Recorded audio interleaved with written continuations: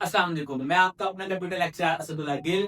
जैसे कि आपको पता है कि फर्स्ट से कंप्यूटर साइंस की लेक्चर सीरीज हमारी चल रही है और हम आज हमारा लेक्चर नंबर 6 और आज फिर हम लोग एक इम्पोर्टेंट लॉन्ग क्वेश्चन डिस्कस करेंगे। जैसे कि आपको याद होगा कि लास्ट 2 वीडियोस में हमने एक में एसडीएल से डिस्कस किया, दूसरे के अंदर हमने वाटरफॉल मेथोडोलॉजी को डिस्कस किया। आज हमारा जो टॉपिक है वो है बेसिकली अजाइल मेथोडोलॉजी। ठीक है, अजाइल मेथोडोलॉजी की एक इंतहाई इंपॉर्टेंट लॉन्ग क्वेश्चन है। अगर लॉन्ग ना आए तो फिर अगेन जिस तरह उसमें लिमिटेशन और बेनिफिट्स थे, इस तरह इसमें से भी लिमिटेशन और बेनिफिट्स वाला क्वेश्चन आ सकता है। बल्कि इसमें तो आज एक और हमने एक चीज पढ़नी है, प्रैक्टिसेस जो उसके अंदर यूज होती है अजाइल मेथोडोलॉजी में, वो भी आपकी बुक में लिखा हुआ, वो भी हमें डिस्कस करना है।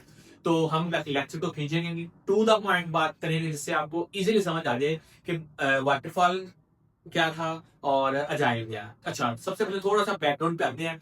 हमने देखा था कि हमारे पास दो तरह की मेथोडोलॉजीज एसडीएलसी में यूज होती हैं। एक होती है वाटरफॉल जो हमने डिस्कस कर लिया है, दूसरी है अजाइल। वाटरफॉल जो हमने पढ़ा था कि ये इनफ्लेक्सिबल होता है, इसके अंदर हम लोग रिक्वायरमेंट्स को चेंज नहीं कर सकते, हम एक स्टेप से वापस दूसरे स्टेप पे पीछे नहीं आ सकते, ये हमने डिस्कस किया था, इनफ्लेक्सिबल था और इसके अंदर एनवायरमेंट चेंज नहीं थे कर सकते। आज हमने जो अजाइल मेथोडोलॉजी पढ़नी है इसके मुतालिक आपने एक दो बातें बस याद रखनी है। पहली कि ये फ्लेक्सिबल है, वो इनफ्लेक्सिबल था वाटरफॉल, और अजाइल क्या है, फ्लेक्सिबल। फ्लेक्सिबल से मुराद है कि इसके अंदर हम जब चाहे जिस टाइम चाहे अपनी रिक्वायरमेंट्स को चेंज कर सकते हैं, पहली चीज। और दूसरा, इसके अंदर काम हम करेंगे मॉड्यूल्स में, मतलब कि हम अपने प्रोजेक्ट को डिफरेंट मॉड्यूल्स में डिवाइड कर लेंगे। इसको स्प्रिंट भी बोलते हैं। क्या बोलते हैं? स्प्रिंट। अच्छा, अब हम इसको डिफरेंट स्प्रिंट कह लें, मॉड्यूल कह लें, हम डिफरेंट हिस्सों में कह लें, पार्ट्स में कह लें, डिवाइड करेंगे और हम पहले एक पार्ट को पूरा करेंगे, एक फेज को पूरा करेंगे। उस फेज को पहले करने के बाद क्लाइंट से उसका फीडबैक लेंगे। मतलब हमने एक प्रोजेक्ट बनाया, फॉर एग्जाम्पल एक प्रोजेक्ट में हमने सबसे पहले उसका लॉगिन पेज बना लिया। ये नहीं कि पहले लोग सारा सारा का सारा काम कर लेंगे और बाद में जाके क्लाइंट से फीडबैक लेंगे। टेस्टिंग नहीं, इसमें साथ साथ ही टेस्टिंग है। मतलब कि एक क्वेश्चन बनाया, क्लाइंट से फीडबैक लेंगे, क्लाइंट लगा कि इसमें ये चीज चेंज कर दे, हम उस मॉड्यूल को चेंज करेंगे, फीडबैक लेंगे, रिक्वायरमेंट कुछ भी चेंज करके देन आगे जाएंगे। आगे जाके क्लाइंट ने कहा कि पिछले में ये चेंज कर दो, हम इजीली कर सकते हैं। लेकिन वाटरफॉल मॉडल में ये चीजें नहीं थी। एक तो फ्लेक्सिबल, दूसरा इसके अंदर काम जो होगा वो काम होगा मॉड्यूल्स में। हम अपने प्रोजेक्ट को छोटे छोटे मॉड्यूल्स में डिवाइड करके एक एक मॉड्यूल बना के उसको टेस्ट करवा के क्लाइंट से फीडबैक लेकर फिर आगे जाएंगे। अच्छा, सबसे पहले हम लोग डिस्कस करते हैं कि आपकी बुक में अजाइल मेथोडोलॉजी के बारे में क्या लिखा हुआ है। लिखा हुआ है कि agile methodology is a flexible and adaptive approach to software development. It focused on delivering small and functional part of a software quickly instead of building entire software at once. कहता है इसके अंदर बजाय पूरा एक सॉफ्टवेयर की building बना के फिर उसको टेस्ट किया जाए, नहीं। इसमें उसने कहा कि हम छोटे छोटे मॉड्यूल्स के अंदर प्रोग्राम को बनाते हैं और उस पर वर्किंग करते हैं। आगे लिखा हुआ है, this approach allows teams to adopt to change as the project progresses. Agile is useful for a project with changing or evolving requirement. कहता है agile उस जगह के ऊपर बेस्ट है, उन प्रोजेक्ट्स के लिए बेस्ट है जहां रिक्वायरमेंट्स किसी भी टाइम चेंज हो सकती है, या कोई फीडबैक की बुनियाद पर हम अपने प्रोजेक्ट को कहीं ना कहीं चेंज करना चाहें। आगे लिखा हुआ है, agile divides the development process into short cycle. अभी बताया कि agile मेथोडोलॉजी में क्या होता है कि हम अपने प्रोजेक्ट को शॉर्ट साइकिल्स में डिवाइड कर लेते हैं। कॉल्ड आइटेशन, इसको हम आइटेशन भी बोलते हैं या हम उसको स्प्रिंट्स भी बोल सकते हैं। अगर कोई आपसे पूछे बड़ी स्प्रिंट, तो स्प्रिंट से मुराद है कि तो हम अपने अजाइल मेथोडोलॉजी में अपने प्रोजेक्ट को छोटे छोटे हिस्सों में डिवाइड करते हैं, छोटे छोटे पोर्शन में साइकिल्स में डिवाइड करते हैं, तो स्प्रिंट्स या आइटेशन बोल सकते हैं। ये तो शॉर्ट क्वेश्चन आ सकता है, ये नॉन फॉर्म वाले। आगे लिखा हुआ है कि a small part of software is developed and tested in each sprint. कहता हर स्प्रिंट के बाद, हर मॉड्यूल के बाद, हर साइकिल के बाद हम लोग अपने प्रोजेक्ट को, अपने उस पोर्शन को क्या करेंगे, टेस्ट करेंगे। और उसके बाद लिखा हुआ है the team then gathering feedback from user and make improvement in the next sprint. कहता अगले स्प्रिंट में जाने से पहले जब एक स्प्रिंट मुकम्मल हो जाएगा, क्लाइंट से फीडबैक लेके तो उसके अंदर इम्प्रूवमेंट करेंगे, देन हम अगले स्टेप की तरफ जाएंगे। अच्छा, उसके बाद हमारे पास इधर कुछ है प्रैक्टिसेस इन अजाइल मेथोडोलॉजी। कि जब हम अजाइल मेथोडोलॉजी पे काम कर रहे होते हैं तो हम किन किन चीजों के ऊपर हम किन किन चीजों को फॉलो करते हैं। सबसे पहली चीज है कंटिन्यूअस इंटीग्रेशन। कंटिन्यूअस इंटीग्रेशन से मुराद है कि इसके अंदर कंटिन्यूसली बोलते हैं कि मतलब मुसलसल हम चीजों को इंटीग्रेट कर रहे होते हैं। मतलब एक काम किया, क्लाइंट ने कहा दिया नहीं सही, अच्छा हम साथ साथ उसको नई चीज क्लाइंट ने तक भी आपने लॉगिन पेज बनाया, आप ऐसा करें लॉगिन पेज के अंदर ना स्टूडेंट का रोल नंबर भी ऐड करते हैं, यानी कि एक नई इंटीग्रेशन आ गई, कोई मसला नहीं, हम फौरन इंटीग्रेशन करते हैं। कंटिन्यूस इंटीग्रेशन होती है, क्यों होती है? क्योंकि इसमें स्प्रिंट होते हैं, साइकिल होते हैं, हम हर साइकिल के बाद जब क्लाइंट से फीडबैक लेते हैं कुछ ना कुछ इंटीग्रेट करते रहते हैं।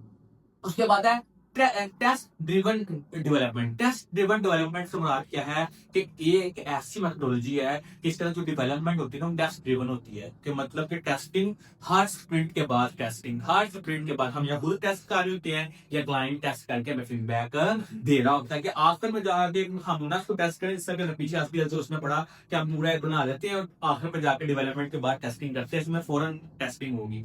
उसके बाद लिखा हुआ है पेयर प्रोग्रामिंग। हाँ ये भी है कि इसके अंदर हम पेयर प्रोग्रामिंग से मुराद ये है कि एक सिस्टम के ऊपर एक कंप्यूटर पे सेम टाइम पे दो प्रोग्रामर काम कर सकते हैं। हम कहेंगे सर वो कैसे कर सकते हैं? उसमें ऐसा होता है कि दो स्क्रीन होती है, एक सिस्टम होता है, एक तरफ एक स्क्रीन के ऊपर एक प्रोग्रामर कोड लिख रहा होता है और दूसरी तरफ वो जो प्रोग्रामर होता है उस कोड को साथ साथ टेस्ट कर रहा होता है, क्या इसको कोई मसला या कोई परेशानी तो नहीं है। तो इस अजाइल मेथोडोलॉजी के अंदर पेयर प्रोग्रामिंग हो सकती है। और अगर आपको कोई एमसीक्यू में पूछ ले कि किस मेथोडोलॉजी के अंदर हम लोग पेयर प्रोग्रामिंग को यूज करते हैं, तो वो किसमें करते हैं? अजाइल मेथोडोलॉजी के अंदर। ठीक है, उसके बाद हमारे पास है बेनिफिट्स। मैंने बताया अजाइल और दूसरा वाटरफॉल के अंदर बेनिफिट और लिमिटेशन बड़े जरूरी है। बेनिफिट्स में क्या लिखा हुआ है इसमें?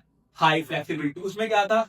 इनफ्लेक्सिबिलिटी। इसमें हाई फ्लेक्सिबल। हाई फ्लेक्सिबल क्या है? वही बात कि हम किसी भी टाइम अपने प्रोग्राम, अपने कोड, अपने उस प्रिंट को किसी भी टाइम चेंज कर सकते हैं। रिक्वायरमेंट जब मर्जी चेंज करके जिस मर्जी स्प्रिंट के अंदर चेंजिंग कर सकते हैं। दूसरा बेनिफिट लिखा हुआ है इम्प्रूव कस्टमर सेटिस्फेक्शन। अब कस्टमर की को कैसे सेटिस्फेक्शन जो है उसकी कैसे ज्यादा होती है, प्रूफ कैसे होती है? भाई जाहिर बात है एक मॉडल वाटरफॉल के अंदर पूरा बनाने के बाद हम कस्टमर को टेस्ट करवा रहे हैं, इधर हर स्प्रिंट के बाद हम कस्टमर को जब चेक करवाते हैं, फीडबैक लेते हैं, तो जाहिर बात है कस्टमर की सेटिस्फेक्शन इसमें क्या हो जाती है? ज्यादा हो जाती है। उसके बाद तीसरा लिखा होता है improve product quality. Product quality समझ जो हम फिर सॉफ्टवेयर बनाते हैं वो जाहिर बात है कि उसकी जो क्वालिटी है वो बहुत ज्यादा होगी। क्वालिटी क्यों ज्यादा होती है? क्योंकि जब हर स्टेप के बाद ही टेस्ट हो रहा है तो उसमें गलती की गुंजाइश कोई नहीं रह गई। तो ये कुछ बेनिफिट्स के आगे आगे कुछ लिमिटेशन।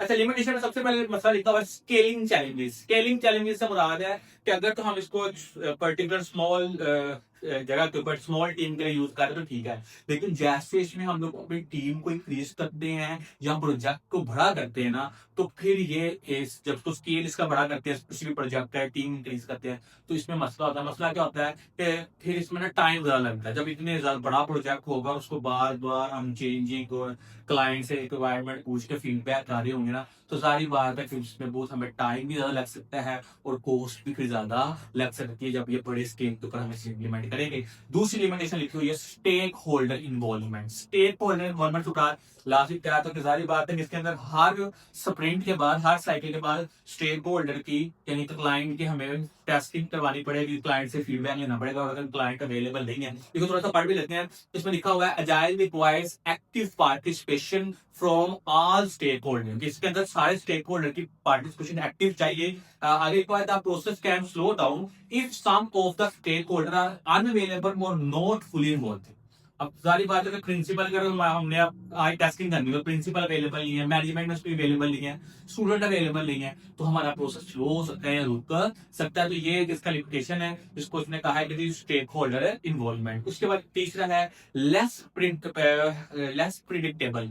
लेस प्रिडिक्टेबल से मुराद है कि इसके हम लोग कोर्स और टाइम को प्रिडिक्ट नहीं कर सकते। वाटरफॉल में तो कर सकते हैं कि इतना टाइम लगेगा इतना, क्योंकि ना पता रिक्वायरमेंट फिक्स है उसमें जाके करना है। इसमें हम प्रिडिक्ट नहीं कर सकते कितना टाइम लगेगा, कितनी कोर्स लगेगी। क्यों?